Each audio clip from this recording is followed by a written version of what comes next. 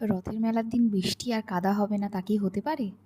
তাই সারাদিন বৃষ্টি হবার পরে সন্ধ্যের সময় অবসর নিতে আমরা বেরিয়ে পড়লাম রথের মেলার দিকে। মেলাতে ঢুকতেই ব্যাস কাদায় কাদাময় আর লোকজনের ভিড় ততটাই। তার মাঝখানে ঠেলাঠেলি করতে করতে এই দোকান থেকে ওই দোকান ঘুরে ঘুরে জিনিস দেখতে শুরু করলাম। তারপরেই আমরা উঠে গেলাম এই ড্রাগনে, যেই ড্রাগনে বারবার করে ঘুরতে ঘুরতে ঘুরতে বিরক্ত হয়েই যাচ্ছিলাম। তারপরে ড্রাগনটাকে থামিয়ে দিল। তারপর আমরা চলে আসলাম জিলিপির দোকানে। গরম গরম জিলিপি ভাজছিল।